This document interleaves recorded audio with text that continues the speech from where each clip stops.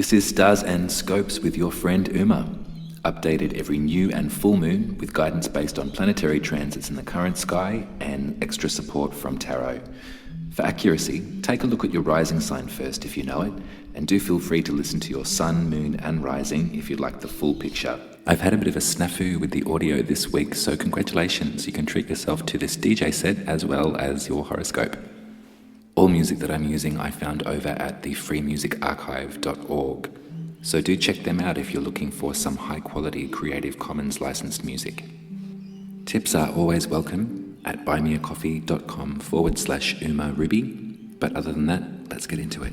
Hello Pisces and Pisces rising, welcome to your horoscope for the full moon in Capricorn, happening on July 14th at 4:37 a.m. if you're in the southern hemisphere with me. So again, to manifest, to commune, to release, to activate, maybe the night before on the 13th when, well, either way actually, because she's going to be full and big for a while. This moon is a supermoon, another one. It's right near the Priapus aspect in the sky, which means that in the ellipsis of the moon around the Earth, there's a point where she's furthest away, which we call Lilith in astrology, and there's a point where she's closest to the Earth, which we call Priapus.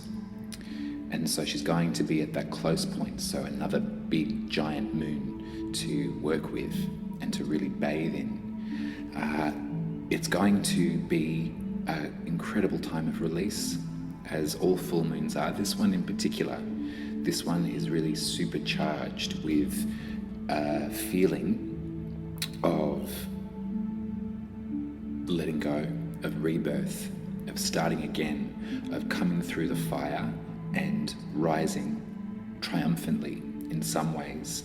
The Capricorn full moon this year is in a conjunction, which means in close proximity, close range to Pluto's place in the zodiac. Pluto's at 27 degrees, I think, in Capricorn at the moment. The moon will be at 21 degrees. So there's a real connection there as far as an energetic field and as far as thinking about the mythology of Pluto. Pluto is the lord of the underworld. There's a bunch of different names for Pluto in many different cultures. So some folks say Pluto, some say, well, the Greeks said Hades, if that makes any sense to you. The Romans sort of pilfered the names off the Greeks and so and renamed them. So when we think about what that means, this lord of the underworld, it's kind of a benevolent energy, really. I think that there's been a lot of attachment to good and evil and, you know, death and the devil and all of that kind of stuff with somebody that might lord over the underworld. But if you're good at regeneration, if you're good at starting again from the ground up after a big fire, then you know what the essence of Pluto is. I want to talk a little bit about the progression through Capricorn that Pluto has been experiencing, or that we have been experiencing from Pluto since 2008. And particularly if you have any cardinal placements in your birth chart. The cardinal signs are Capricorn, Aries, Cancer and Libra. They start things off. So in terms of the energy that these signs hold for us, they are the kind of leaders of the pack when it comes to earth, fire, air and water. Our thoughts, our feelings, our emotions and our fire, our spirit. The Pluto transit over a sun sign is an incredibly profound one, and it's being studied at the moment as we speak. It has been studied since the 1930 when Pluto was discovered with the telescope. Astrology and astronomy they grow together. So the astronomers, with reverence to the astrologers of times gone by, will name the new bodies, the new planetary bodies that they find with either the Greek or the Roman names for in the mythology of life. Pluto was only discovered in 1930. It's the furthest out planet from us, or from the sun, rather. And I think it's been demoted from planet to dwarf planet because of its size. But you know, that's the size queen nature of humanity at the moment. The way that we can think and use the mythology of Pluto into our astrological sense, into our personal knowing, is that of rebirth. I'm going to tell you a quick little story, because if you do have these cardinal placements in your chart, I'd urge you to look back and maybe, if you can, discover when these transits happened. I'm a Capricorn sun. I'm a Pisces rising. The Pisces constellation was rising in the east the moment that I was born. My sun sign, the month that I was born, the time of year that the sun was in Capricorn, was for me. So, and my sun sign's at 24 degrees in Capricorn. And Pluto, the planet, began its exact transit over 24 degrees of Pluto in February of 2020. And for me, that began it was a complete identity crisis, a meltdown for me in some sense. There was a person that I thought that I was, and then there was no holding to that experience anymore. I really lost myself for a while there. I really went through a complete rebirth in a lot of ways, and on a lot of levels. And retrospectively, with therapy and with all the guidance that I could muster from many different healers, I was told of this transit and the profundity of Pluto's impact on us and our psyche. So for us right now in this horoscope, Pluto, the shaman, the one who instigates regeneration and change, is not exact, but quite near, in a conjunction with the moon. So, as we know, full moons are a moment to release, to let go of what didn't manifest, or to celebrate what did. In a conjunction with Pluto, that's supercharged. That is such beautiful, regenerative energy that we can work with. So let's take a look. For Pisces, Capricorn, the sign, rules our 11th house, which is our greater sense of humanity. It's the way that we think about the collective consciousness. It's the way that we think about community. So at this full moon, it'd be an encouraging thing for Pisces to let go of what they are frightened of in terms of where we're headed. I know that this is a really pertinent, difficult, squishy, sticky time right now to be a human being on planet Earth. Gaia's doing her best to get rid of the infection, if you know what I mean. There's all sorts of things happening all around us that are teaching us and teaching our consciousness to take responsibility for our actions and also our history. So from here on in, Pisces, from this moment at this Capricorn full moon, I really encourage you to work with the light, work with the energy, and to let go of concerns or worries or paranoia that you have about the human race. Ultimately, humanity, as far as I'm learning, is the throat chakra of the cosmic logos, which means the cosmic. If you know about chakras, it's sort of, there's the human being, that's the body chakras.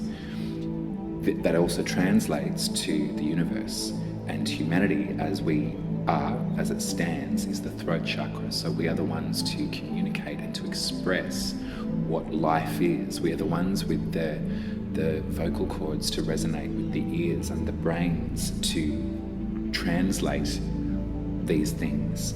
So if you've been feeling lately that you are losing your grip on what on earth it is we're here for, trust and know that that's completely understandable, and take this moment with this moon to let go of some of the debris, some of the stuff that we just don't need in terms of what we thought life was and what it can be, is something to really commune with this moon with. I'm going to show you the tarot cards that are correlating with the zodiac again.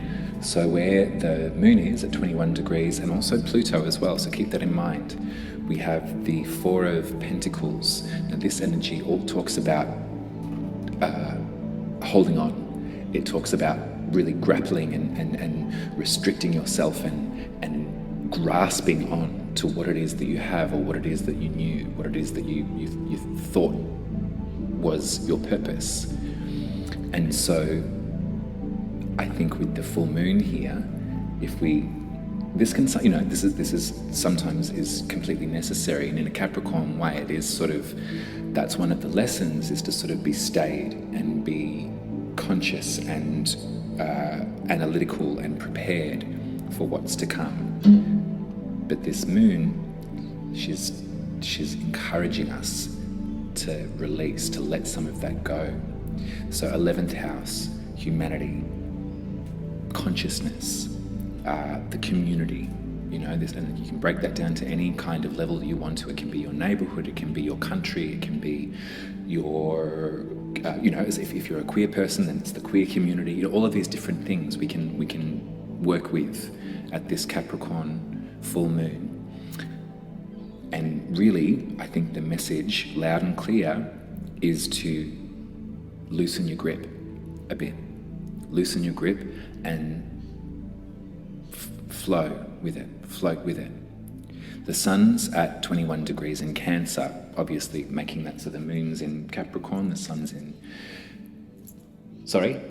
moon's in Capricorn, the sun is in Cancer, so I'll switch them around. The sun, the tarot card at 21 degrees in Cancer, is the Four of Cups. Again, it's sort of, there's a relinquishment, or there's an energy of letting go here as well. This is more to do with our emotional body. Now, obviously, Cancer season does bring up a whole bunch of stuff for the feelings, for the heart space, for all of that. I think there's been a lot of people that have been really sort of moved by their emotional body for the last little bit of time. And the Four of Cups does talk about a moment of meditation. It talks about having 3 cups and sitting there in place, having that level of emotion and meditating, and perhaps not taking in too much as well. So we're really kind of encouraged to drop into our,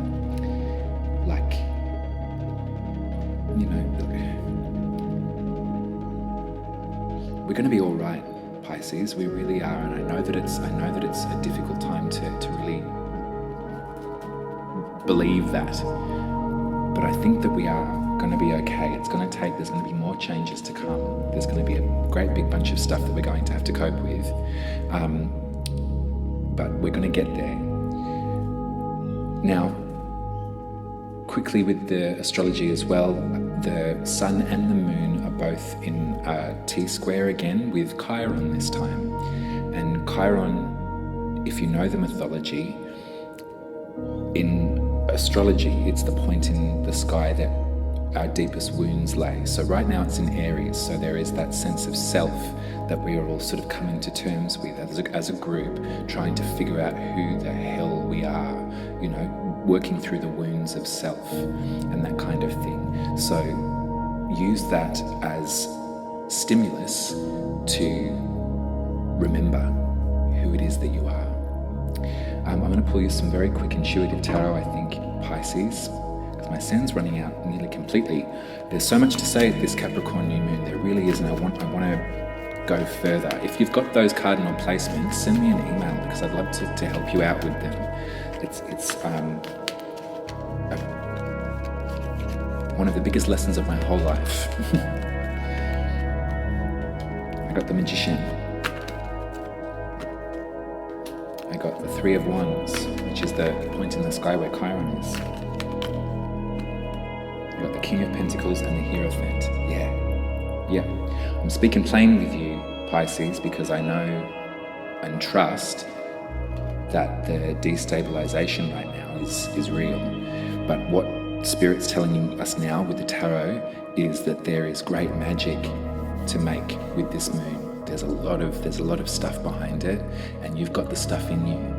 And life might be different than the way that it was before, and we might come into confrontation with the way that we can provide for ourselves and for other people and create a life, and that sense of safety has been really rocked at the moment. But if we can meditate on the idea that this is the micro to macro experience, and so the cosmos, the universe, is going through these big shifts as well with us, and they're here to support us. And Gaia is really wanting us to live and to thrive and to use our voices and to tell people who we are. So any difficulty you have with your soul purpose right now, know that those breakthroughs are coming, okay? And when your position in the community, in humanity, if you're feeling sort of thrown out from the group, if you're feeling a bit like Muriel, you're kicked out of the group, know that that's going to shift, and it's for a purpose, because you need to discover what it is that you're here for. And as we use the astrology and as we use the tarot, we get to discover that, we get to find out those answers. I'm gonna have to go, Pisces, because I've ran out of sand and I've been chattering on. I don't even know if this one makes sense. You were the first one off the rank, so we'll see. I'll look back on it and maybe re-record it. I probably won't, actually. Much love to you. Head to my website if you want to know more about your birth chart. I'm so happy to help. umaruby.com is the place to go. You can also throw some money in the tin at buymeacoffee.com/umaruby if you'd like to tip me. So until we speak again in 2 weeks at the new moon in Leo, which is great. This is a place to manifest our purpose, really. If you think about Leo is in terms of like the bright ego, and ego is not a dirty word, but that's what Leo rules, is the fire, is the I'm here kind of space. So go gently at the Capricorn full moon. If things shed away, let them go. And you're not alone, and community can be found in a whole bunch of different places, sometimes places you didn't think that you could. That's all from me. I love you so much. Take care, and I'll speak to you soon. Bye.